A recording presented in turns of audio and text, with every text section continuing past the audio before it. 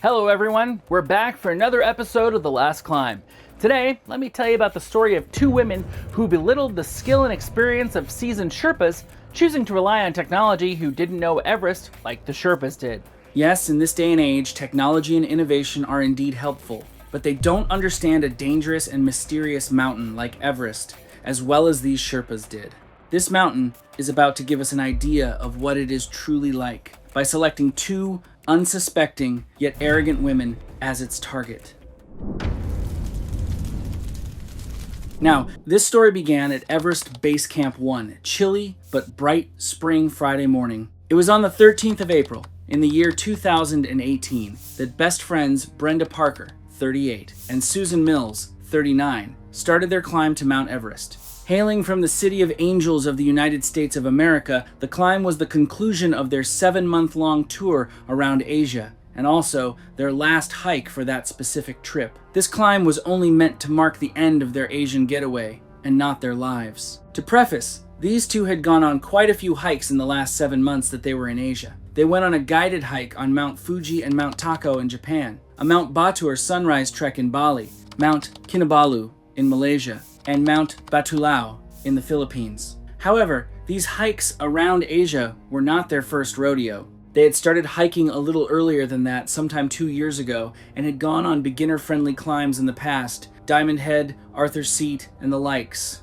Climbing Mount Everest is no easy feat. It takes years of rigorous experience and training, the adequate and required athleticism, and even an understanding of the sometimes mysterious and dangerous nature of mountains to be able to reach this famous mountain's peak. Nonetheless, Brenda Parker and Susan Mills ignored their first red flag and secured the necessary permits, cashed out a whopping $55,000, bought the necessary gear, and even hired the most experienced, seasoned, and highly rated Sherpas they could find. In every way, in concept, they were ready for Everest. But in reality, it could not have been farther from the truth. The climb began following a route that was regarded as one of the most successful, the South Col route. It starts by flying into Lukla at 9,200 feet, beginning the trek to Everest Base Camp for about 8 days at 17,500 feet. Here, acclimating to the high altitudes was essential to understand a general feel of the mountain before the actual trek begins. Without proper acclimation, climbers would be more susceptible to altitude sickness, which could become a problem somewhere along the hike. From there, climb through Khumbu Glacier to camps 1, 2, 3, and finally, South Col or Camp 4. Then, it is the summit push via the South Col, Balcony, South Summit, and the summit of Mount Everest itself. Despite this route being one of the most successful routes, it does not come without its own set of dangers and risks. It is just as challenging with the Khumbu Icefall and its set of unstable ice blocks and deep crevasses, or the Western CWM that, while seemingly was simply a wide and smooth valley, becomes a solar oven because of the sun's harsh glare that promises a trek of dehydration and exhaustion to match. Then, there is the wall of hard blue ice of the Lot's Face, a steep slope of 40 to 50 degrees. Fixed ropes are a necessity at this point in the trek, and it is about a 3,937 feet climb to make it to Camp 3. Then, of course, there is the death zone, which brings altitudes of about 26,246 feet above sea level. The name is not an exaggeration at all. It is at this point of the climb that the air pressure drops so low that the human body starts to degenerate in every way possible. Oxygen levels drop, the heart rate increases, and climbers, if not properly acclimatized to the mountain's temperatures,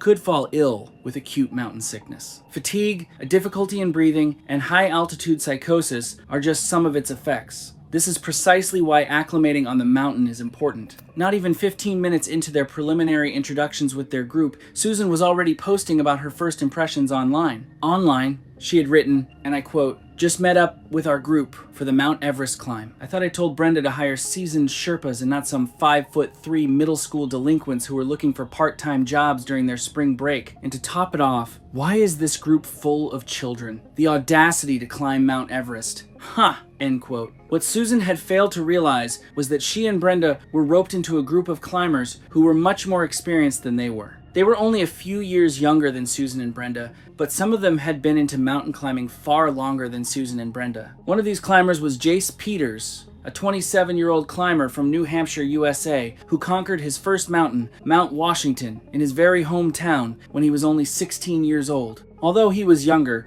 Jace had 11 years of experience under his belt, including climbing Denali with a few of his other friends just the year before. Later on, when he was asked why he had chosen to go on a group climb with a Sherpa guide rather than go alone despite his years of experience in successful climbs, he had said that one's experience alone is not enough to guarantee success, and his years of experience did not matter. He always did climbs in groups because the company was both fun and comforting, especially on long-term hikes that last for weeks. It did not hurt to be prepared, to rely on someone, and to understand that the human body, despite the years of training and conditioning, could still give up on you without warning.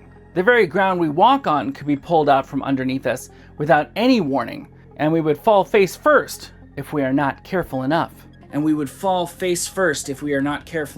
Brenda and Susan's group was led by two veteran Sherpa guides, the 25-year-old Dawa, who had conquered Mount Everest more than once since he was only 17 years old. After working as a support staff until he was 22, he had led several successful climbs up the mountain since then, either with his friends or with his sister. His older, 27-year-old sister, Mingma, on the other hand, had conquered Kangchenjunga when she was 20, Nanga Parbat when she was 22, K2 when she was 25, and just recently, Annapurna in September of the previous year. In between those personal climbs, Mingma had also guided several hikes up Mount Everest. Truthfully, Brenda and Susan had gotten themselves some of the best Sherpa guides in the area. After the group's initial introductions, the group then began their trek up to base camp. They were scheduled to reach base camp after 8 days. Then, after reaching base camp, they were scheduled to acclimate for 4 weeks before doing rotations to the other camps, then back to base camp before going for the final summit push. And so, the trek to base camp began. The trail was not too difficult. The group first left town, passing through stone staircases, prayer wheels, small lodges, and Mani walls. The Sherpas explained one important custom about Mani walls, which were stone walls carved with Buddhist prayers. The Sherpas led the group to walk to the left of the walls, which apparently meant that you were walking in a clockwise direction. I did my own research, and at this point of the trek, the terrain isn't too bad yet. Mostly stone paths, gentle downhill routes, small suspension bridges, and pine forests. The group also passed several villages along the way, such as Cheplung, Gat, and Thado Koshigon, and crossed the Dud Koshi River. Sometime during sundown, the group arrived at Fakting, a peaceful riverside village where they were scheduled to spend the first night. On their first night, the group ate dinner together and shared stories about their past hikes. During that dinner, the interviewed group members shared their sentiments about what had happened. Everyone shared their experiences, and every now and then, the two women would share mean jabs directed at the other's experiences. One climber in the group, Sofia De Luca, a 24-year-old climber from Sicily, recalled that night in full detail. She said that the Sherpas had entertained questions from her fellow climbers, asking about their experiences climbing mountains as dangerous as Annapurna and Nanga Parbat. They had spoken of grit, perseverance, training, and conditioning, but had also emphasized the importance of acknowledging your limits as a human. They emphasized that no successful climb is possible without teamwork and trust, and without admitting that your body may sometimes still need help, no matter how well accustomed it is to certain conditions. During specific moments of a climb, especially ones in the death zones, accepting an oxygen bottle is not an indicator that you are a weak climber or that you are cheating your way up to the summit. It is merely an acceptance of the limitations of your body, and an understanding that pushing yourself to the limit does not grant you the success you seek, but could only lead to your future demise. Dawa and Mingma, according to Jace, had also shared their experiences with climbing the summit of Mount Everest countless times. Jace had mentioned that the Sherpa siblings had navigated the mountains so often now, be it as guides or simply their own personal expeditions, that they might even be able to navigate it with eyes closed. Nevertheless, Dawa had mentioned that for all their successful expeditions to the summit of the mountain, overconfidence is the one thing they never bring along. Mountains, they had said, were always moving because of the force of nature. Tectonic shifts and erosions happen, and no matter how seasoned you are at climbing Everest, nature is not so kind as to guide you up the summit so easily. Geological forces, Mingma had emphasized to the group, were just as inevitable as your body failing on you. Sophia recalled that it was at that point in the conversation that the duo from Los Angeles had spoken up. They had remained silent the entire time, but referencing back to the timestamps of their succeeding posts pertaining to the climb, plus the estimated time these conversations occurred then, they were already posting about their ill-mannered comments for all of their social media mutuals to see. When Brenda had opened her mouth to speak, the first thing she had said was that the Sherpa guides were basically living GPS systems. Mingma, when she was interviewed, had said that nothing was wrong with the comment, because to an extent, it was true. She and her brother knew their way around Mount Everest, and even a few of the other mountains that they had climbed more than once. However, Dawa interjected and said that it was the way Brenda had said it, and the way Susan had agreed. According to the other climbers in the group, the comment, rather than sounding like a compliment, had sounded like an insult. It sounded like an underestimation of their experience and knowledge. Taking the words from Dawa's interview in a published news article online, he said, and I quote, "My sister and I both believe that remaining humble despite our years of experience and knowledge is important. However, what they had said was just completely underestimating our capabilities," end quote. In the succeeding paragraphs of that article, the veterans had also mentioned that Brenda and Susan had suggested they should just use an actual GPS system rather than hire a Sherpa to guide them up the summit because it would quote-unquote cost less. Now, true, it would cost less to use a GPS, but then you would still end up paying more for when you died on the mountain. No? However, Dawa and Mingma had said that the problem was not even the fact that opting for a digital navigation guide would be a threat to their job, but rather the fact that they thought their competence was comparable to that of a GPS system. When a GPS system has never traversed the unstable ice blocks of Kumu Icefall, or suffered through the blazing heat on the western CWM, or pulled its weight up the steep slope of Lhotse Face, a GPS system would never understand the actual risks and dangers of climbing a mountain. It may tell you where to go, but it is incapable of telling you how to live through the journey. Despite the malicious comments they had gotten from Brenda and Susan that first night of the climb, they ignored it gracefully and ushered everyone to start getting ready for bed. The journey was just barely starting after all. The challenge has yet to come, and the group needed to be well rested and prepared for the days ahead of them. Here, the first day of the climb had ended, and even with a few hitches throughout the day, it ended fairly well. Fast forward to 7 days later, the group had finally made it to Everest Base Camp, where they had set up their tents and would begin fully acclimating to the high altitudes and do some technical training to brush up on crampon and rope skills. The group was in the middle of setting up their practice obstacle courses for the training when Brenda and Susan had started complaining already. The group had just barely settled down at base camp, and they had already claimed that they were agitated and that they wanted to begin the climb to the summit already. They even said that the climb was taking too long and that their previous hikes were faster. The thing is, their previous hikes like Diamond's Head or Arthur's Seat were short day hikes. Mount Everest was not something you could climb in a day. Dawa and Mingma had refused, of course, and explained the value of technical training, conditioning, and acclimating to the mountain. However, reports from the other group members, and even from those outside of their group that were in close vicinity, had shared that the two women immediately lashed out at the Sherpa guides. They had started screaming at them, calling them derogatory terms, and even making hurtful jabs at their physical features. Witnesses had mentioned hearing comments about how they were being robbed of their money, how the guides were pretentious and incompetent, and more. Dawa and Mingma, no matter how courageous they always were in the face of steep slopes, unpredictable weathers, and near-death experiences from snowstorms, avalanches, and even high-altitude psychosis, recalled only being able to stand there in complete shock and silence while they were being yelled at and harassed by the two women. In another interview released, Mingma had shared how scared she felt and how she had looked death in the face on past dangerous climbs. But it did not scare her as much as two large women screaming at her. She had shared that she once was so close to being buried underneath an avalanche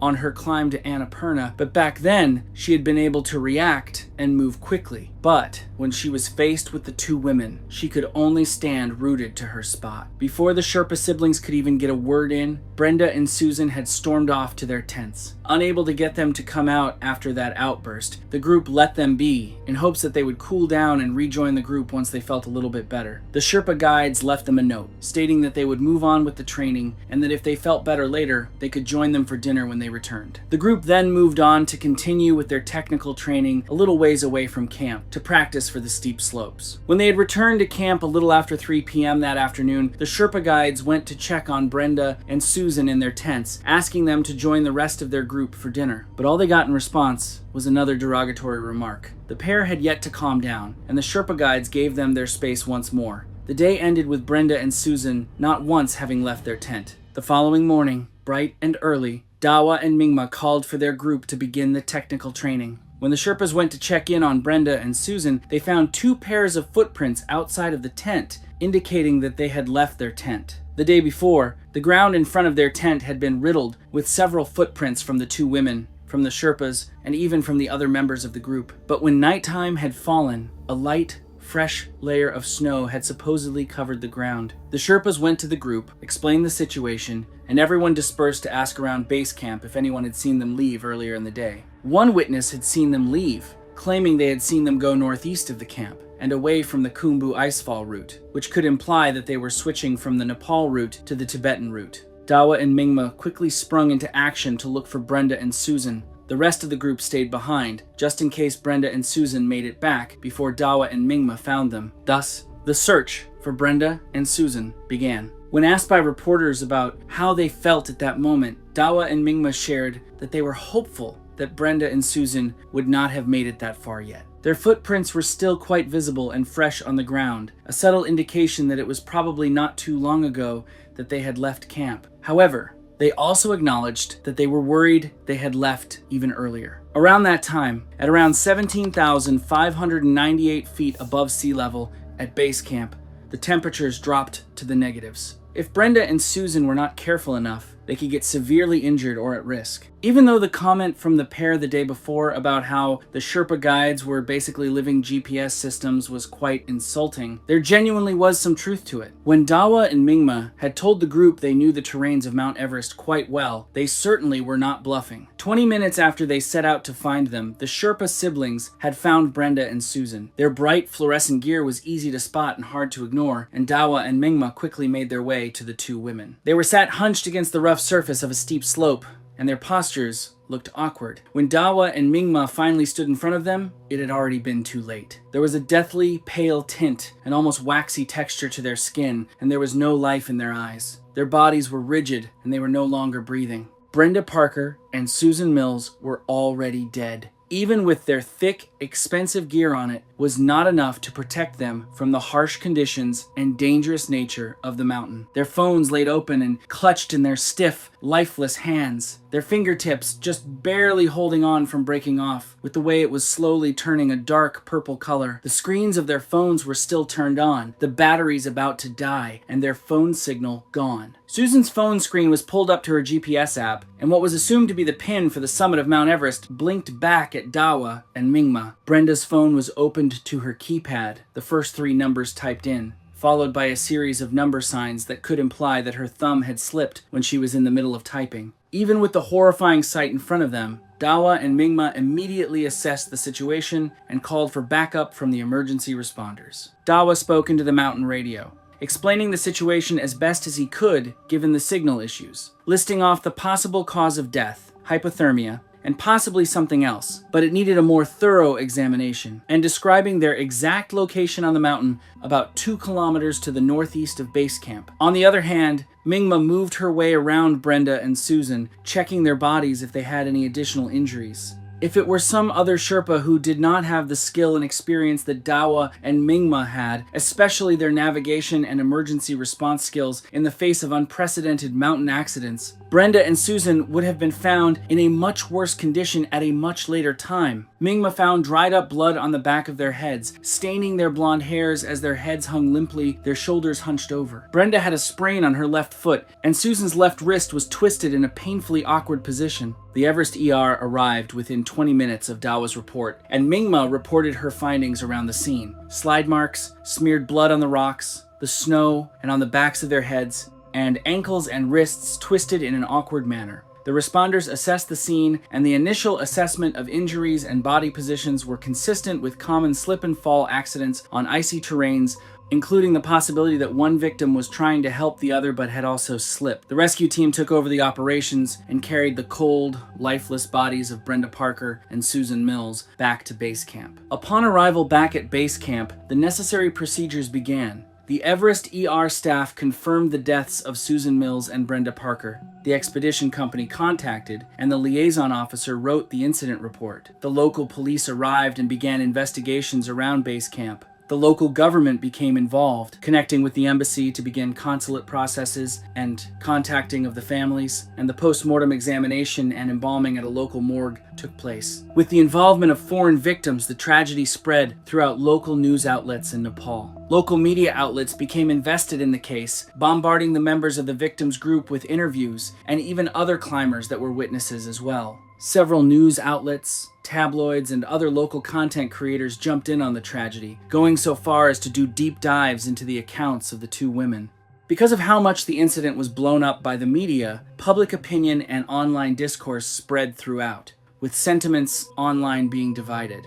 Some people placed the blame on the expedition company for even allowing them to climb knowing their inexperience. Others blamed the Sherpas for not keeping a closer eye on them, and the rest criticized the dead women for the irrational decisions they made on the mountain and for how they acted toward their Sherpa guides and their group. Some people even chalked it up to karma doing its work, and that Mount Everest had sensed the negative energy these women had brought upon its grounds by disrespecting the people who understood the mountain best. Their last post before falling to their imminent death was posted at around 5 a.m. that day. They had written about going for an early morning around Mount Everest without their boring living GPS systems, claiming that they would conquer the trail better than a Sherpa with their own GPS app. They had paired it with a selfie, an almost taunting, mocking grin across their faces. If only they knew that that would be their final post. Accidents happen on Mount Everest all the time, yes. But this happened not just because of their inexperience, but because they chose to let their hubris take control. They refused to understand the enigmatic Mount Everest, and in return, Everest gave them a lesson they brought with them into the afterlife.